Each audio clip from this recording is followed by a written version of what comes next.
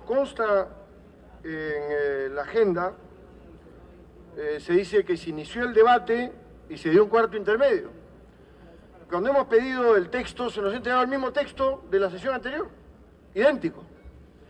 Frente a ese texto, señor presidente, se hicieron varias observaciones.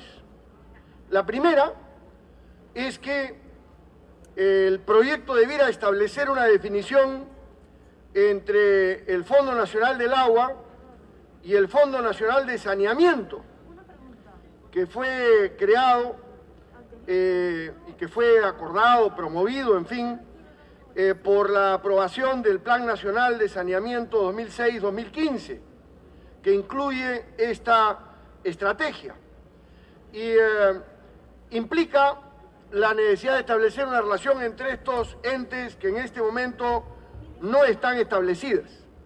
En segundo lugar, se criticó en el debate anterior el hecho de que la autoridad de este Fondo Nacional del Agua contara con la presencia de representantes de empresas que usan el agua con fines económicos, la Sociedad Nacional de Minería, Petróleo y Energía, la Sociedad Nacional de Industrias, y en cambio se disminuyera la presencia de las juntas nacionales, de los representantes de la Junta Nacional de Regantes.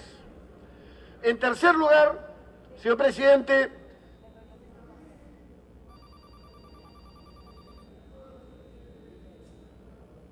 muy bien. Se establece en este dispositivo que los ingresos del FONAGUA serán, entre otros, provenientes del 3% de los fondos provenientes del cobro de tarifas por uso de agua con fines no agrarios. Se acaba de anunciar, señor, que deben venir alzas en las tarifas del agua. Yo me pregunto si esta norma va a terminar cobrando 3% adicional a lo que se prevé que se va a cobrar para hacer marca 2, para hacer no sé cuántos proyectos, 3% más a los usuarios de agua para fines no agrarios, le hace también los consumidores urbanos que van a tener que pagar 3% adicional. ¿Y por qué este proyecto no diferencia el uso del agua entre sectores de estratos sociales diferentes o sectores productivos distintos? Es distinto un pequeño productor, un pequeño comerciante o una familia humilde que un negocio o una actividad industrial que use el agua. El proyecto no establece una diferenciación en este terreno y señala a rajatabla 3% de las tarifas o de los ingresos derivados por el uso del agua para fines no agrarios. Creo, señor, que esto conduciría a una interpretación indebida, inaceptable, incorrecta. Y creo, señor, finalmente, que el proyecto carece de algunas definiciones fundamentales, como es el financiamiento de los proyectos de inversión que se deriven de los planes maestros en cada una de las cuencas hidrográficas como resultado de un urgente ordenamiento territorial de estas y la adopción de una gestión integrada y sustentable del agua, así como también lo que tiene que ver con el financiamiento de la recuperación de los ríos y cuerpos de agua que están afectados por la contaminación. Me parece que el proyecto en este sentido, señor, requiere de correctivos y entendí que el intermedio que se planteó fue para incorporar correctivos, pero no se han incorporado. Se sigue reduciendo la presencia de la Junta de Usuarios, se sigue dando una sobredimensión a los ministerios y a los gremios empresariales vinculados a actividades económicas, se sigue sin vincular el Fondo Nacional del Agua con el de saneamiento y se sigue estableciendo este 3% sobre los ingresos derivados del uso del agua para fines no agrarios en forma indiscriminada. Esto requiere, señor, ser corregido y como no se ha cumplido con entregar esta propuesta, propongo, señor, que se extienda el intermedio que se otorgó para que se incorporen estas modificaciones, agregados y correctivos y pueda ser sometido a votación este proyecto que tiene los fines que pidieron las juntas nacionales de regantes, de usuarios, ¿no?, de riego, pero que no tiene los instrumentos y los mecanismos y que ha cambiado la estructura administrativa establecido este 3%, y esto tiene un problema de concepción. Si aquí tomáramos al pie de la letra el tema, por ejemplo, el derecho a uso, alguien podría argumentar que tiene derecho a usar la plaza para colocar una torre de telecomunicaciones, porque es un bien público y tiene derecho a usarlo. Eso no es razonable, pero el texto de la norma permitiría un absurdo de ese estilo. Entonces creo que también hay un derecho de los vecinos, por ejemplo, a tener un espacio que sea agradable, a que su plaza de armas no esté cruzada por líneas y postes, ¿no es cierto?, lleno de cables por todos lados, porque, en fin, tiene su implicancia, un manejo u otro. Y dos, hay un problema que tiene que ver con el ornato, en fin, que es una responsabilidad del municipio, es un derecho de la gente, y creo que lo lógico ahí sería manejar para el sector público el mismo tema del derecho de servidumbre. Aquí lo que está diciendo es que el bien público es de uso gratuito para la empresa de telecomunicaciones. ¿Por qué?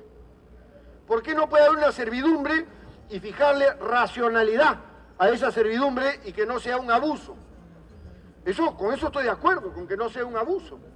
Pero tiene que haber un mecanismo de regulación y no puede quedar totalmente abierto, señor. Yo por eso creo que esto tiene que regresar a comisión para manejarse, señor, de otra manera, y si lo pueden reformular y traerlo concordado con los temas constitucionales que están planteados, y replanteando el tema del uso del bien público como una servidumbre que sea regulada por los organismos reguladores existentes, me parece que eso sería razonable para evitar un abuso.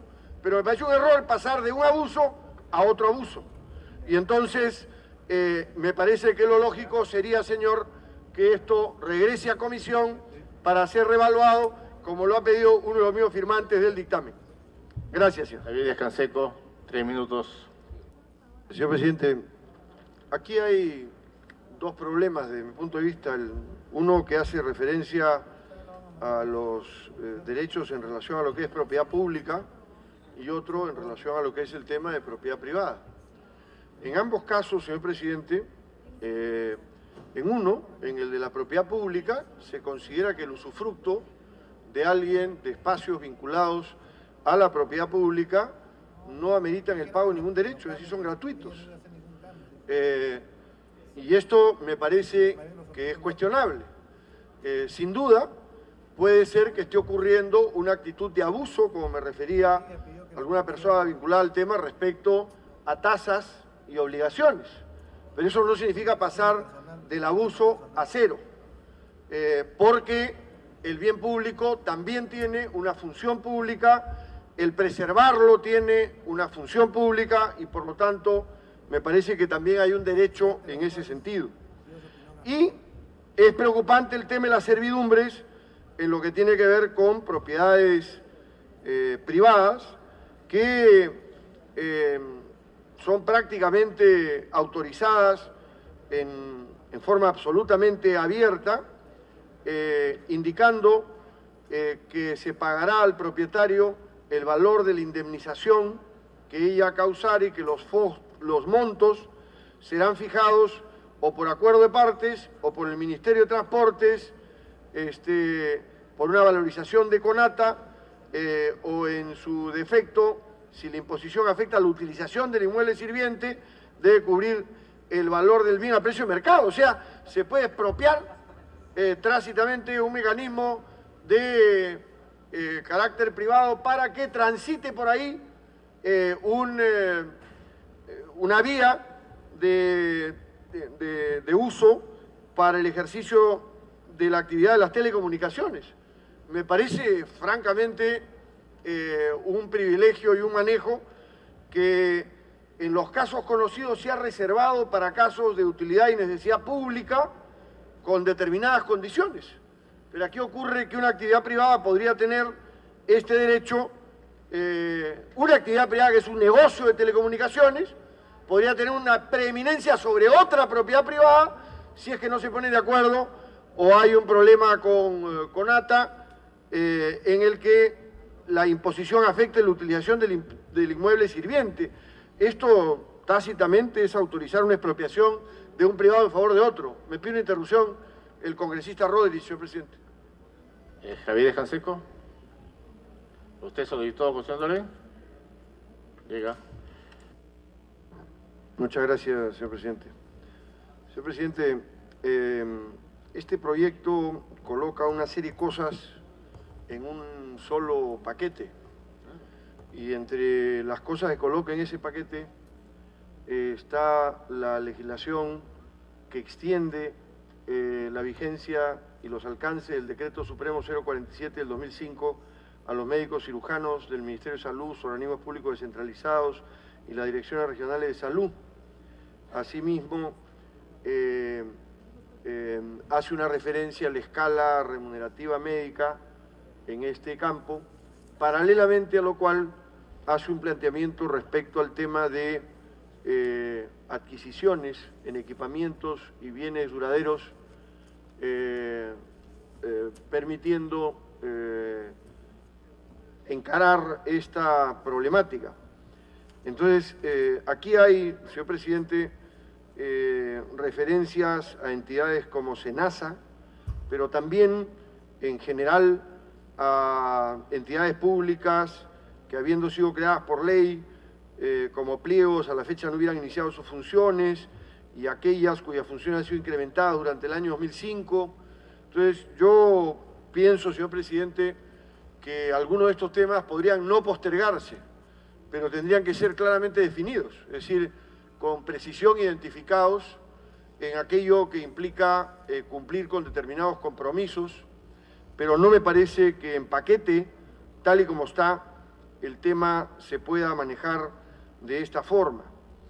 Y señalo esto también, señor presidente, porque creo, con todo respeto, que cuando se toman decisiones en una comisión, la asistencia, señor presidente, no puede computarse dándole o aceptando licencia a más de la mitad de los miembros, porque entonces una comisión de 16 puede tomar una decisión con 4. Entonces, si una comisión de 16 puede tomar decisión con 4, la decisión es inestable. ¿Por qué es inestable? Porque cualquier nueva reunión de la comisión con quórum lo podría cambiar en 2 papazos. Entonces, el quórum tiene una razón de ser. La razón de disculpe, pero ¿cuál es su cuestión previa? No estamos en debate, tema de fondo. Sí, presidente. ¿Cuál es su cuestión previa, congresista, por favor? La cuestión, señor presidente... No, su cuestión de orden, perdón.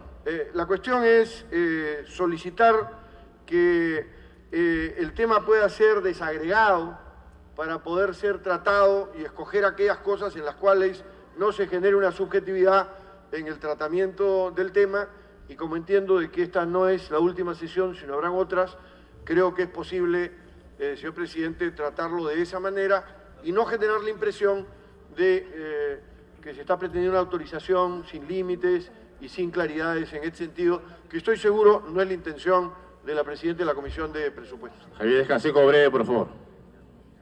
Señor presidente, yo he planteado esta reconsideración por varias razones.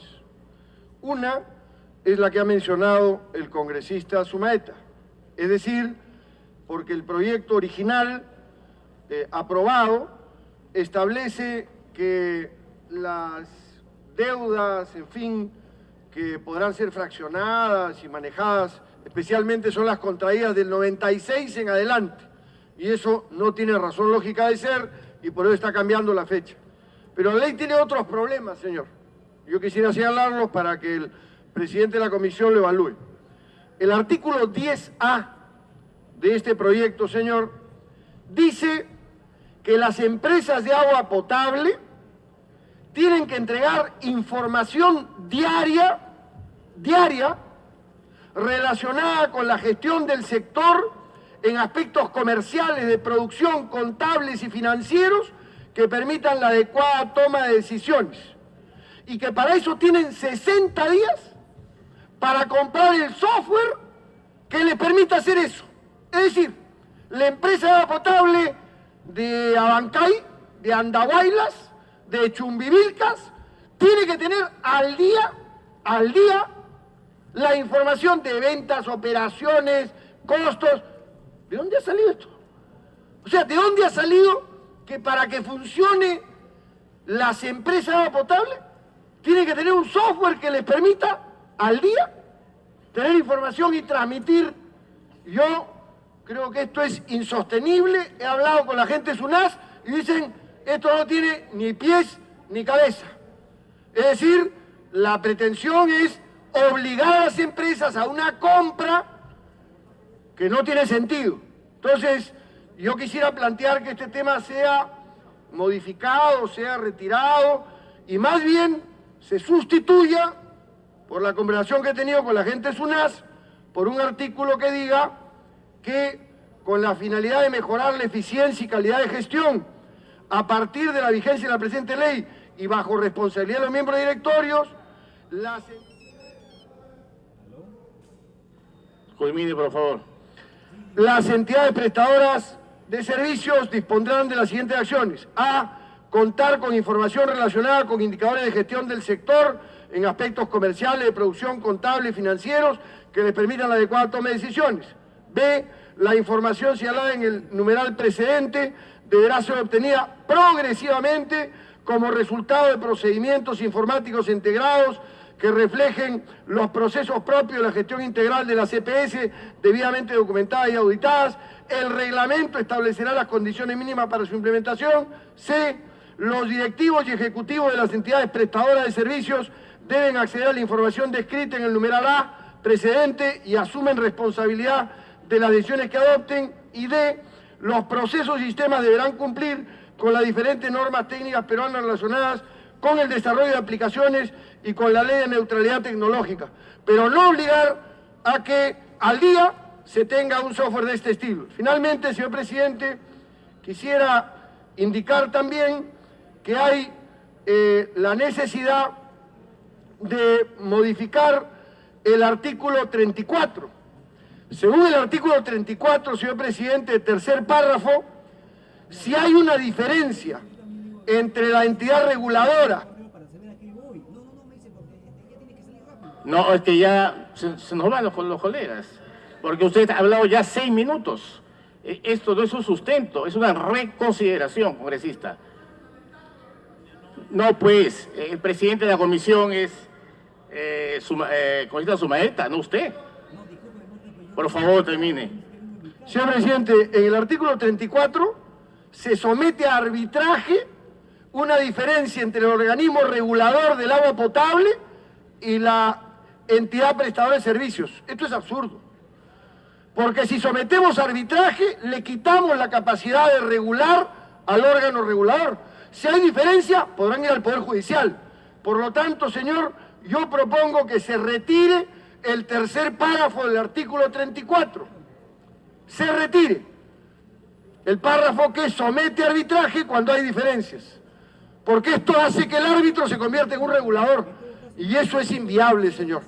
Esas son las observaciones que espero pueda recoger el congresista Sumaeta. Gracias.